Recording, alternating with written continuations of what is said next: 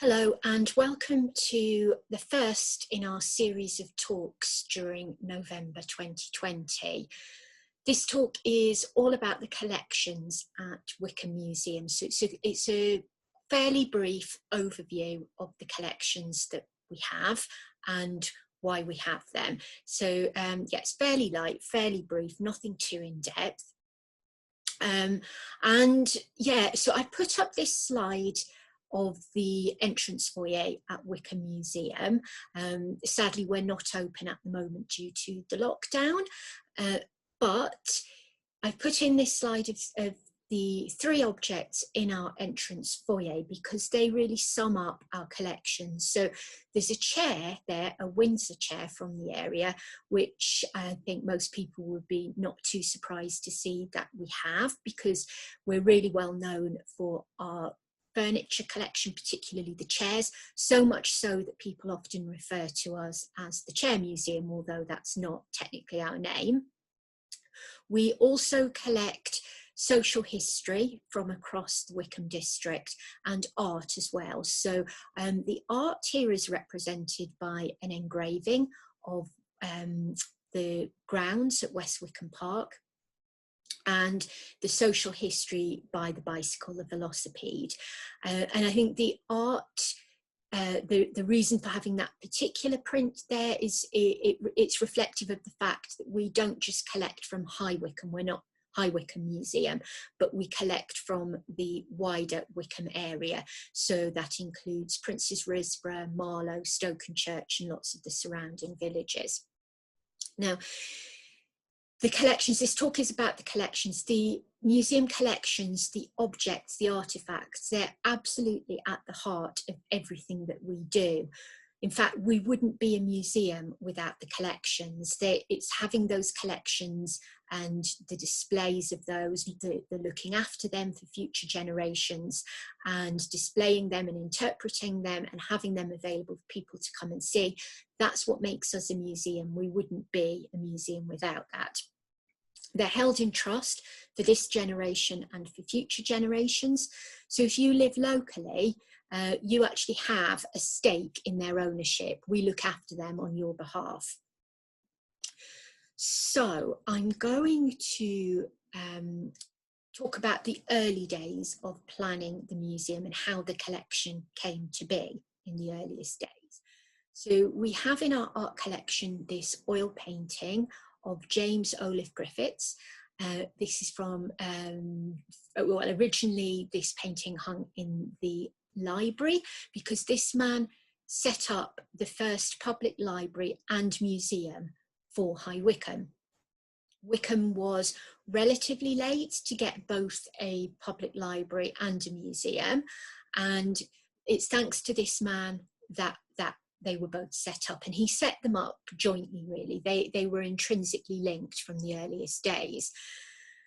So he began raising money from 1875 for a public library and museum together.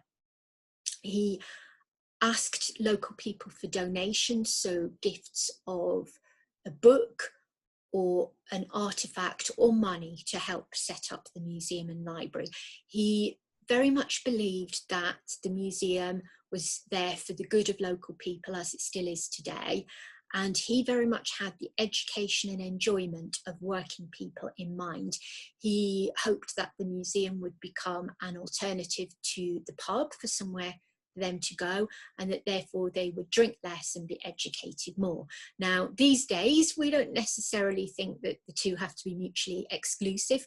We do talks and events that are entertaining and educational, and include having a drink at the museum as well. So, but he wanted to very much to separate the two. So what he often used to do was to hold dinner parties, and instead of asking the people to bring a bottle along to the party, he asked them to bring a donation of a book or an artifact in exchange for the dinner party. So as a result of that, he wasn't necessarily looking for local artifacts, it was artifacts of any kind. So we have some early items in the collection, such as this beautiful Dutch casket or this Babylonian tablet that are in the slides there, that we believe came or may have come from these dinner parties. Certainly they were very early donations into the museum collection.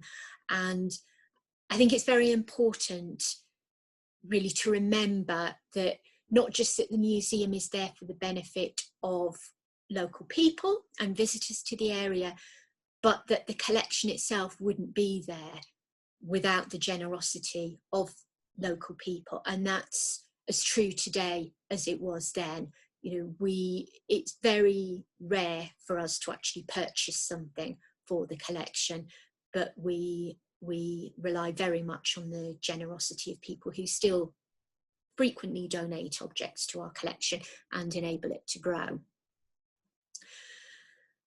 So by the time we get to 1930, there were many years in the planning, but by 1930, everything's sort of good to go.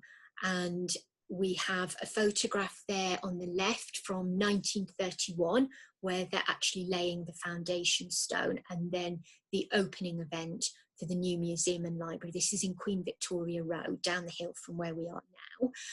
The building these days is known as the old library building, but it was new library building and the new museum as well. So it opened in 1932. As I say, on the left there, they are laying the foundation stone for the building. And the man who is doing the official opening, laying the foundation stone officially there, is W.H. Healy. He was mayor of High Wycombe at the time, and he was also a local chair manufacturer. And I think it's interesting really to note that in the last couple of 100 years, really, you literally just have to scratch the surface of history locally and look at events locally, and you get to chair making in some sense. It's intrinsic really to the last couple of 100 years of local history. And there, as I say on the right, is the opening ceremony in 1932. So we're moving on just a few years for the slide on the left there. That's November 1945. And on the right, we don't have a date for that, but it's somewhere between 1932 and 1961. It's an early chair display at the new museum. So the building that was on the previous slide, the library was always downstairs in the building and the museum was upstairs. So we've got on the left, it's an exhibition of models. It looks like a loan exhibition, although some of the artwork on the wall is definitely still in the collection now. And then the museum didn't have many chairs right from the beginning, but fairly quickly, one of the early curators, John Mays, he had a strong interest in the local furniture industry, and he was able to speak to people working in the industry, to the bodgers working out in the woods, turning the chair legs, and to record some oral histories, so to record interviews with them, which was incredibly forward thinking at the time. But it means that we're lucky now to have these first-hand recordings of the local industry at the time. Now, by as early as the 1950s, it was obvious that both the museum and the library had outgrown their individual floors at the building in Queen Victoria Road, and the local council began looking for a site to move the museum to, and to leave the library building just for the library. So in 1962, we moved to where we are now, to Castle Hill House in Priory Road, on a temporary basis. We're still there, and I think we're likely to be there for very much for this foreseeable future, but that gave the museum much more space to develop the collection and to store and display the collection. And that is the opening ceremony in 1962 out in our lovely grounds, as we still have so many events. So it's still, looks quite a familiar scene really, having an event outside in the grounds there. So there we are in Queen Victoria, in Castle Hill House in Priory Avenue, and I want to give you just a bit of an overview of the collections where we are now. So the collections cover what until very recently was known as Wycombe District. We still tend to call it Wycombe District. So that, as I say, includes Marlow, Princes Risborough, Marks Risborough, Stokenchurch, and many surrounding villages. In total, the collections include over 20,000 items. Of that, we have about 400 chairs, which is very much what we're best known for, although, you know, numerically it's not the biggest collection. Physically it probably is. We have an additional 3,000 items or so that relate to the furniture industry. So that includes tools, documents, catalogues, that kind of thing. So I've got an image there up at the top of a Windsor chair, an early Windsor chair, to represent the chair collection. And then I'm just going to move around in sort of clockwise direction. So moving around, we've got an Urquhart catalogue to represent those furniture related items. It's not items of furniture, but, you know, documents, tools that relate to the furniture collection. So that's about 3,000 items. Moving around clockwise, that's an image of our art gallery. We have in total about 600 paintings and drawings. Moving on round clockwise, we have around 9,000 photographs, and then still moving around about 7,000 items of social history, local history, represented there by a beer bottle, Wheelers of Wycombe.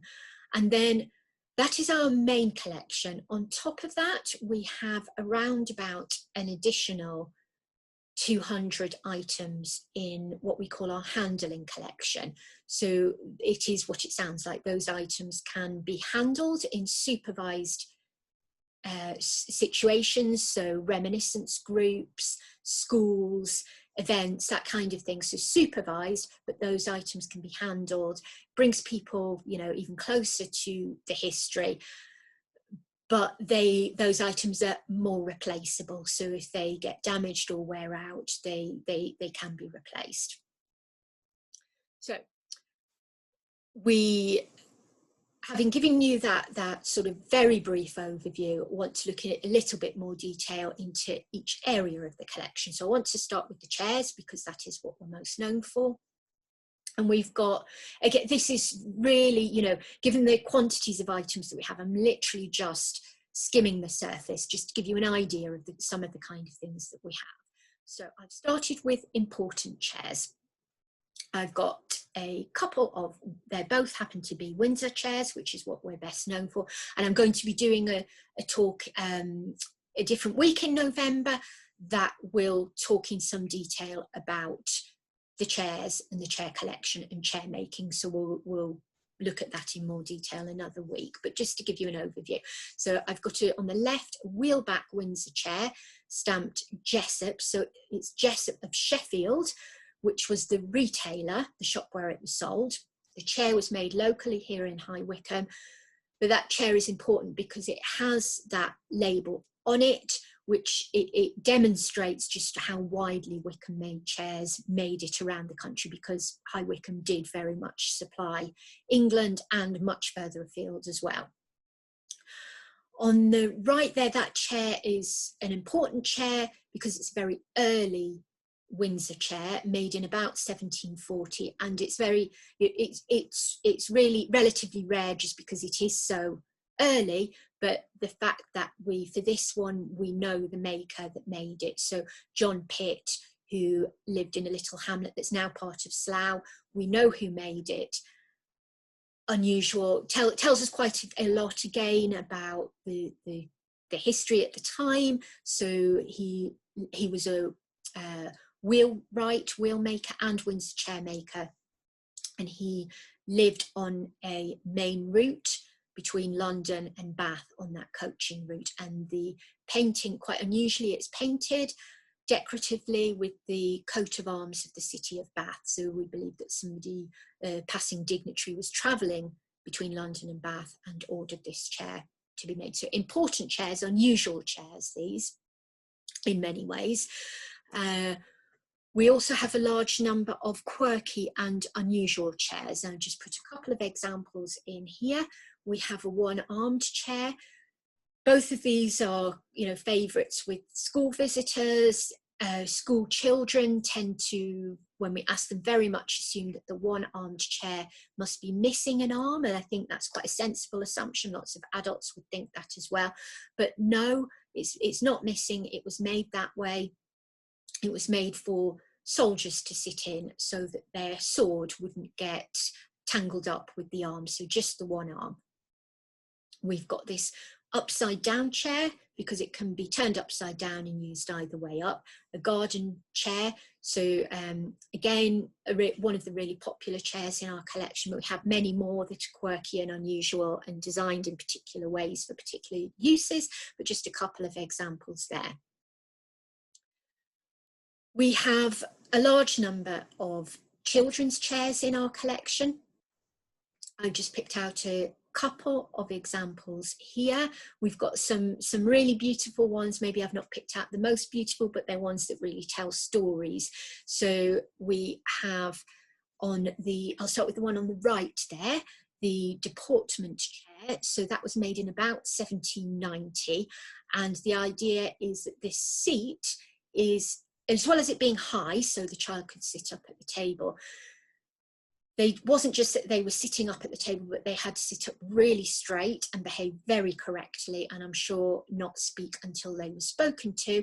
But it's the sitting up straight that's really important, because it has a very narrow seat and it's a very polished, glossy seat as well. So if the child slouched, they would immediately slide off that chair. So it's a deportment chair, because it's making sure that they're sitting and carrying themselves correctly, and they absolutely have to sit up straight. And then on the left there, we've got what we call a potty chair. So there's obviously a couple of parts missing from that. The original pot is missing, and also a bar used to go across the front. And I really like this object because, initially, again, just thinking of the reaction to children and school children who visit the museum, they love that, they think it's amusing, so they have that initial response to it. And then they begin to realize how they can learn through objects. So they can look at objects and see where parts are missing, see where a bar used to fit onto that, the restraining bar, but it's missing now. And I think one thing that museums do so well is to inspire children who may have been given the impression that they're not so good at formal learning, they may not perform so well in written tasks. However, so many of those children respond amazingly to objects and learning through those objects, and it can really inspire them to have confidence in themselves that, they are good at learning, and they just may not have been led to believe that because writing skills don't come so naturally to them. So I think museums have such an important role to play, and our collections have such an important role to play in inspiring learning and inspiring confidence in children. So yeah, that's just touching the surface then of the furniture collection. Then moving on, we have many more that each one tells an individual story, but moving on from that to the furniture related items. So as I mentioned before, that includes a lot of documents and tools. So I've got the Urquhart catalogue there. Urquhart furniture still going strong. It's moved out of High Wycombe now, but not too far away in Princess Risborough. We have so many local companies who are represented in the collection, but just picked out that one to show you, and tools such as this bit and brace that were used in the local furniture making industry. So yeah, we've got large archives that are really used by researchers and by us in the museum. So within the social history and local history collection, We have other local crafts that are represented, and I've just picked out a couple of examples here. We particularly here I've put crafts that are associated with women throughout history. So on the right there, lace making. So lace making was very much a cottage industry, and fine Bucks Point lace is known to have been made in the area from around 1600. Lace making and straw plaiting were the two biggest cottage industries in the district.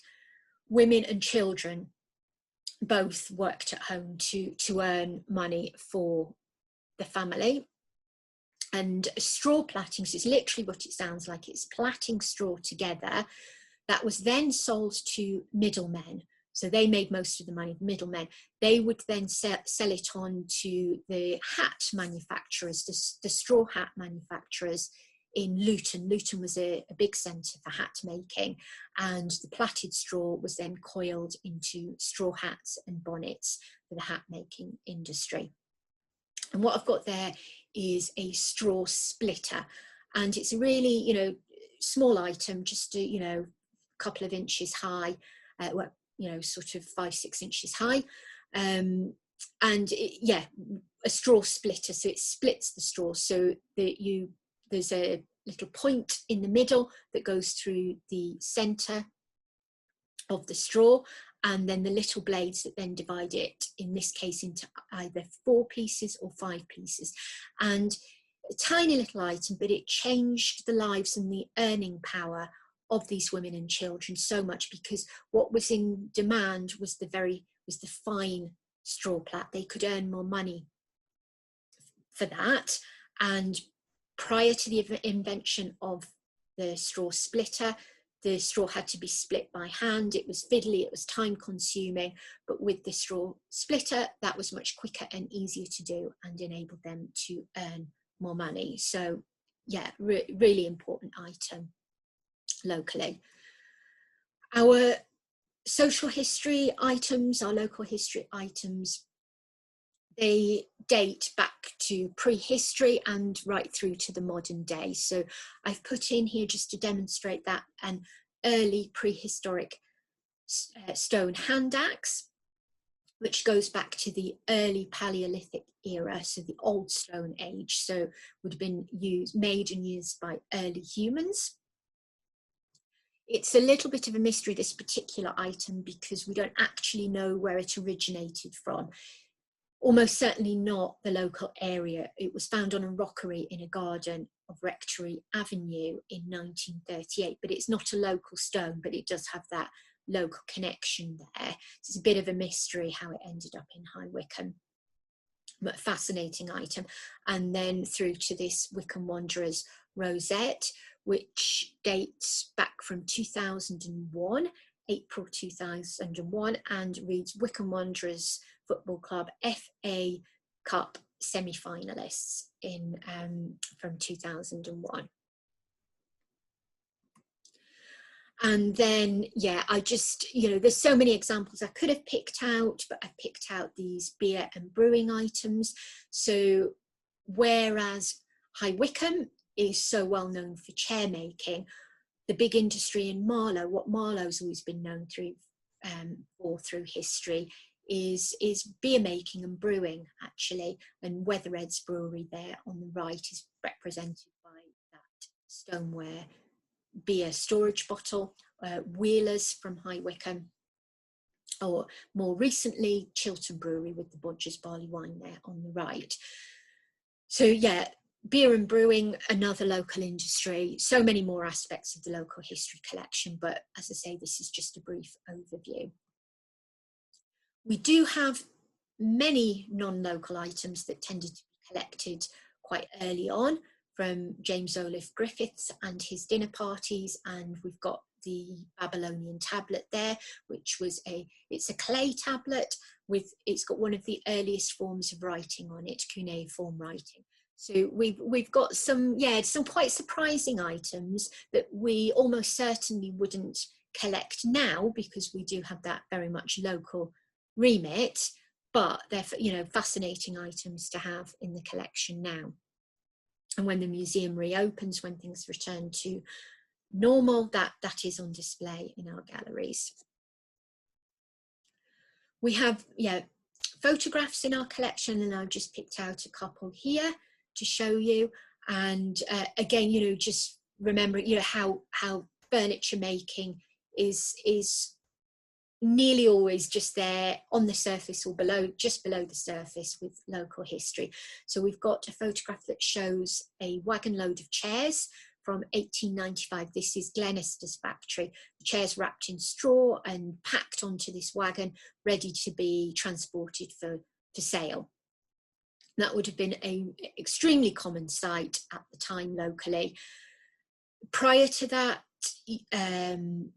the chairs would typically, they would have been put on wagons, yes, and then taken typically to Windsor to be put onto the Thames for the chairs to be taken into London.